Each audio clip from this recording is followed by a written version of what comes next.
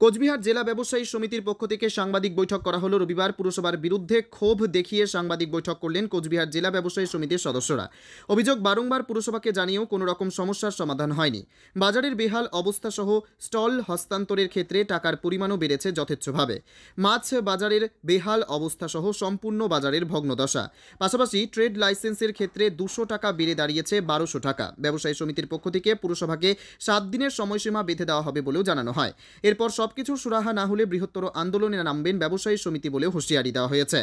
পরবর্তীতে অনির্দিষ্টকালের জন্য কোচবিহার ভবানীগঞ্জ বাজার স্তব্ধ করে দেওয়া হবে বলেও হুমকি দেন ব্যবসায়ী সমিতির সভাপতি মতিলাল জৈন। এদিন মতিলাল জৈন আর কি বলেছেন শুনুন। কি বিষয় নিয়ে আজকের এই সাংবাদিক বৈঠক? পৌরসভার সাথে আমাদের বিগত 1.5 বছর থেকে কিছু সমস্যা চলছে, কিছু দাবি আদায় নেওয়ার ব্যাপারে, কিছু কাজকর্মের ব্যাপারে এবং ভাড়া বৃদ্ধি, কনজারভেসি, এসব ব্যাপারে আমরা গত 2-5 তারিখ 24-এ আমরা একটা ডেপুটেশন দিয়ে আসছি চেয়ারম্যানের কাছে। সেখানে আমরা 7 দিনের সময় দিয়ে আসছি যে 7 দিনের ভিতরে যদি এই সমস্যাগুলোর সমাধান না হয় আমরা তাহলে বৃহত্তর আন্দোলনে যেতে বাধ্য হব। সেটার জন্য আমরা রিকোয়েস্ট করে আসছি যাতে আমাদের বৃহত্তর আন্দোলনে যেতে বাধ্য না করে, সেই রিকোয়েস্ট আমরা চেয়ারম্যানের কাছে করে এসেছি। আমাদের প্রথম হচ্ছে পৌর বাজার যেগুলো আছে কুচবিহারে, তার ভিতরে কী হয়, যেরকম মনে করেন একটা দোকানদার একটা দোকান করছে 20, 25, 30 বছর পর, সেই দোকানদার হয়তো তার কোনো অসুবিধার জন্য সেই দোকানটা হস্তান্তর করে আরেকজনের কাছে, সেটা নামজারির ব্যাপার আছে। সেই নামজারি বন্ধ করে রেখেছিল আমাদের কুচবিহারের চেয়ারম্যান। তারপরে অনেক রিকোয়েস্ট করার পরে উনি নামজারি আরম্ভ করলো, কিন্তু এমন একটা চালু করলো, প্রথমে করলো 8,000, 10,000, 12,000 টাকা পার স্কোয়ার ফিট নামজারির জন্য তাদেরকে দিতে হবে। তারপরে রিকোয়েস্ট করতে করতে উনি সেটাকে করলো 4, 5, 6,000 টাকা, যেটা কোনোভাবেই সম্ভব না। বিগত দিনে এটা রেট ছিল, যদি একটা পরিবার মানে একটা লোক তার নিজের ছেলেকে বা সেকে দেয় তাহলে 100 টাকা পার স্কোয়ার ফিট সেটাকে, আর যেটা যদি অন্য লোককে দেয় নাম হস্তান্তর করার জন্য অন্য লোককে দেয় তাহলে সেটার ফিস ছিল 200 টাকা। সেটা উনি করলো এবার 4,000 টাকা পার স্কোয়ার ফিট, 5,000 টাকা, 6,000 টাকা, যেটা বাস্তবসম্মত না। একটা হয়তো দোকানের দামই হবে না 10 লাখ টাকা, কিন্তু তাকে 4 লাখ টাকা, 5 লাখ টাকা, 6 লাখ টাকা তাকে দিতে হবে। এটা আমরা তার কাছে আবেদন করেছি। দ্বিতীয় হচ্ছে পৌর বাজারগুলির সংস্কার। বাজারে কোনো রকম পর্যাপ্ত শৌচালয় নেই, পানীয় জলের ব্যবস্থা নেই, অগ্নি নির্বাপন ব্যবস্থা নেই, বাজার খসে পড়ছে, কোথাও চাঙড় ভেঙে পড়ছে, কোনো কিছুই হচ্ছে না। দিনের পর দিন উনি কখনো দেখাচ্ছেন এটা ডিএম করবে, এটা হেরিটেজ চলে গেছে, এটা ওজ হয়ে গেছে, এটা হয়ে গেছে। তারপরে একটা বাজার ভিতরে 2টো ড্যামেজ বিল্ডিং নিয়ে উনি ডিক্লেয়ার করে দিয়েছেন, সেখানে নোটিশ লাগিয়ে দিয়েছেন ড্যামেজ বিল্ডিং। আমি তো বুঝতে পারি একটা সভ্য সমাজের যে বিল্ডিংয়ের ড্যামেজ বিল্ডিং ডিক্লেয়ার হয় তার ভাড়া কী করে বৃদ্ধি হবে। এটা কোনো ভদ্র মানে সুস্থ মস্তিষ্কের লোক এই কাজ করতে পারেন না। একদিকে আমি ভাঙা বলছি, বিল্ডিংটা ভাঙা ড্যামেজ, আবার একদিকে ভাড়া বাড়িয়ে দিচ্ছি, এটা হতে পারে কোনো দিন। আমরা এইসব নিয়েই তার কাছে ডেপুটেশন দিয়ে এসেছি। সেই সম্পূর্ণ বাজারের আমাদের পেবার লোক, মাছ বাজার, সবজি বাজারে মানুষ যাওয়া আসা করতে পারে না, চলাচল করতে পারে না, জল ছিটে গায়ের মধ্যে হাঁটবেন রাস্তা দিয়ে, পায়ের জল মাথায় ছিটায়।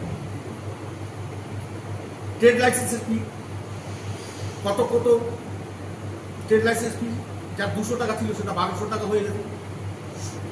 মানে কোনো সিস্টেম নেই। কি পার্সেন্টেজটা বাড়িয়েছিলাম, আমরা জিজ্ঞাসা করছি কি পার্সেন্টেজ বাড়িয়েছি, সেটা আমাদের বলি। আমাদের সাথে নেগোসিয়েশন করে তার পার্সেন্টেজটা বাড়ানো উচিত। 50% বাড়বে কি, 60% বাড়বে কি, 100% বাড়বে বা 200% বাড়বে, সেটা কোনো কিছু নেই। খেয়াল খুশি মতন যেটা বাড়িয়ে দিয়েছে। 200 টাকার ফিস 1200 টাকা হয়ে গেছে, 4,000 টাকার ফিস 16,000 টাকা হয়ে গেছে। তারপরে একটা নতুন এখন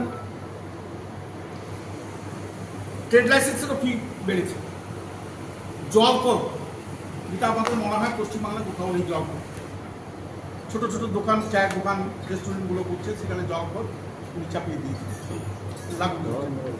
কনজারভেন্সি, একটা ছোট রেস্টুরেন্ট, তার মধ্যেও কনজারভেন্সি এমন মাত্রাতিরিক্তভাবে বাড়িয়ে দিয়েছেন যেটা সেই দোকানদারকে দেওয়া কোনো সময় সম্ভব নয়।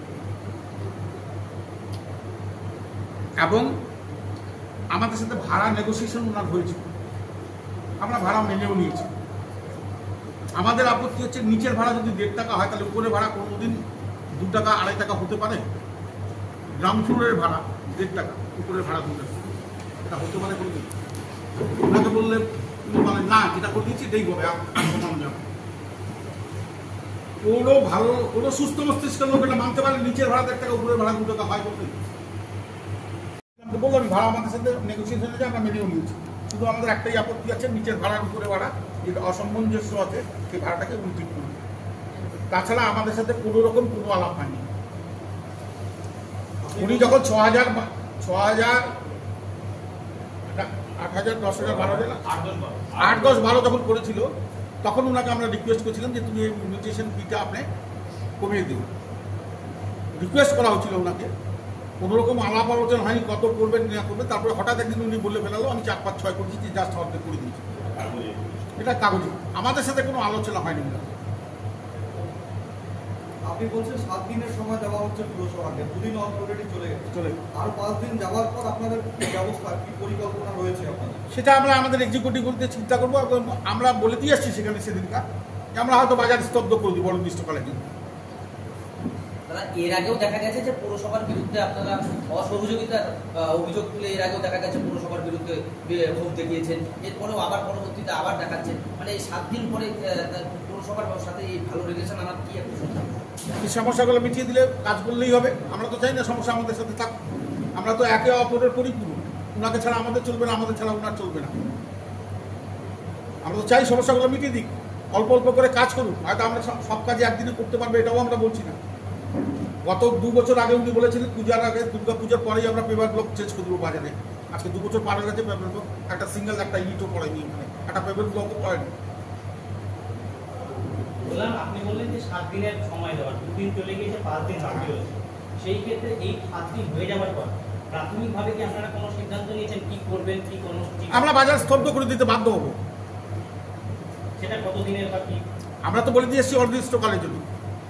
এখন আমাদের কাল পরশুর মধ্যে এক্সিকিউটিভ মিটিং করে কি হবে, 48 ঘন্টা না 76 ঘন্টা 72 ঘন্টা কি হবে সেটা আপনাদের দিকে ডিক্লেয়ার করে দেবো, আপনাদের দিকে বলে দেবো। মোট কথা বাজার বন্ধের একটা সিদ্ধান্ত নিয়েছেন? অবশ্যই, না হলে কি করা যাবে? যদি নাই শোনে তাহলে কি করতে হবে? সেটা কি শুধু কোচবিহার ভবানীগঞ্জ বাজার নাকি পুরো পৌরসভা? প্রথম তো একবারে তো সম্পূর্ণ জেলাকে আর করা যায় না। হ্যাঁ, প্রথম কুচবিহার পৌরসভার ব্যাপার এটা। দিনাটায় এই ঝামেলা নেই, দিনাটার সাথে এই ঝামেলা নেই। দিনাটার মধ্যে মিউটেশন ফি হচ্ছে 50,000 টাকা, যেটা এখানে হচ্ছে 4 লাখ টাকা। আলিপুরে 50,000 টাকা, সেটা এখানে হচ্ছে 4 লাখ টাকা।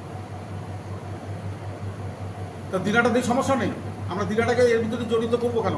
যখন দেখবো যে আমাদের আন্দোলনটা সঠিক করতে যাচ্ছে, হচ্ছে না কোনো কিছু, হ্যাঁ আমরা দিনাটা আমার সাব ডিভিশনগুলোকে এর ভিতরে ইন্টেগ্রেল করবো। সিএম আশ্বাস দিয়ে গেছিলেন কোনো ধরনের ট্যাক্স বাড়বে না, একাধিকবার তিনি যে কোনো জেলা সদর কিংবা মহকুমা সদরের ব্যবসায়ীরা প্রশাসনের একটি অংশ। সেখানে পুরসভা যদি তাদের সঙ্গে সহযোগিতা না করে, তা যেমন পুরসভার প্রশাসনিক ব্যর্থতা প্রমাণিত হবে, ঠিক তেমনি ব্যবসায়ীদেরও নমনীয় হয়ে চলা জরুরি বলে মনে করেন সাধারণ মানুষ। যদিও পুরপিতা রবীন্দ্রনাথ ঘোষের সঙ্গে যোগাযোগ না হওয়ায় পুরসভার তরফে কোনো প্রতিক্রিয়া জানা যায়নি। কোচবিহারের ব্যবসায়ী সমিতির কথা শুনে প্রিয়া সাহার রিপোর্ট, টাইমস 14 বাংলা। আপনি কি কিডনির রোগে ভুগছেন? তাহলে আর দেরি না করে আজই আসুন আপনার এলাকার একমাত্র বিশ্বস্ত প্রতিষ্ঠান জীবন রেখাতে। এখানে বিশেষজ্ঞ নেফ্রোলজিস্ট ডাক্তাররা লেজার ট্রিটমেন্টের মাধ্যমে রোগীদের সমস্ত ধরনের কিডনির এবং প্রোস্টেটেটের অপারেশন করে থাকেন। রোগী দেখছেন nephrologist doctor Arkaprava Chakraborty, SSKM hospital, Kolkata.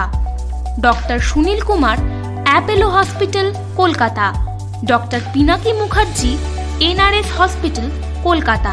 এছাড়াও এখানে প্রতিদিন অপারেশন করছেন ও বহির্বিভাগের রোগী দেখছেন ইউরোসার্জন ডক্টর আতার কাশিম, PG হসপিটাল, কলকাতা। তাছাড়াও এখানে স্বাস্থ্যসাথী কার্ড ও ওয়েস্ট বেঙ্গল হেলথ স্কিমের সুবিধা রয়েছে। আমাদের ঠিকানা রায়গঞ্জ, উকিলপাড়া। বিশদে জানতে কল করুন 8373066655 অথবা 8373066644 এই নম্বরে।